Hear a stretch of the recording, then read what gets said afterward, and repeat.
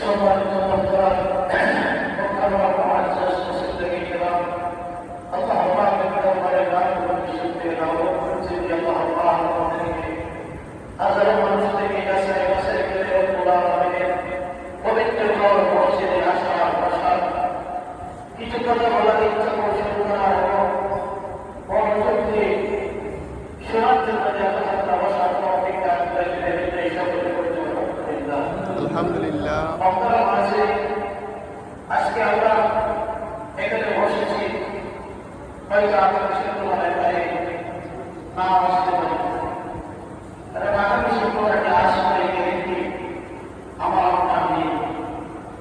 পৃথিবীতে যত বস্তু আছে সব বস্তুর একটা লিমিট থাকে, একটা ম্যাপ থাকে, কিন্তু আল্লাহ আশরাফুল মাখলুকাত মানুষকে কোনো লিমিট তাহলে নিশ্চিত কোনো ম্যাপ দিয়ে দুনিয়াতে পাঠানো এখানে বলবো আল্লাহ আমরা যদি বাজার থেকে একটা ঘড়ি ক্রয় করি, একটা মোবাইল ক্রয় করি, এমনকি একটা বিস্কিট, একটা ব্ল্যাক কালি হলেও তার একটা আয়াত নির্ধারিত লেখা আছে, তার পর্যন্ত এটা লেখা আছে, কিন্তু আমি আপনার ম্যাপ সেকেন্ডের জন্য নির্ধারিত রাখি। এরপরে মানুষের এটা হিংসা, এত নির্দেশ, এটা কেবলমাত্র এই জন্যই হয় যখন মানুষ মৌতের কথা বলে যায়, তার জীবনের তার অস্তিত্বের কথা বলে যায়। আজকে সমস্ত পৃথিবীতে মানুষের মধ্যে হানাহানি, মদ দিয়ে হানাহানি, অর্থ সম্পদ দিয়ে হানাহানি, কেউ সম্পদের গৌরব, কেউ তার ব্যক্তিত্বের গৌরব, কেউ তার ইনিমের গৌরব, শিক্ষার গৌরব,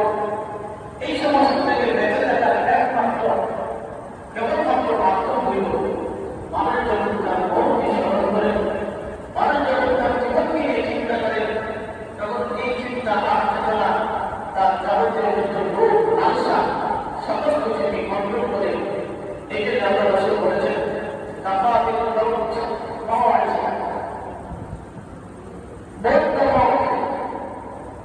যে বস্তুগুলো বিষয়টা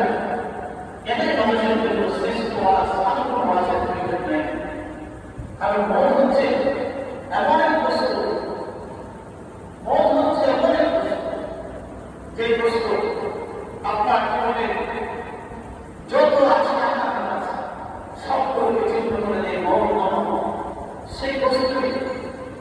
আপনার জীবনের জন্য দুর্দশা সংকুচিকে ধ্বংস করে দেবে। সেই মন আমার তো অনেক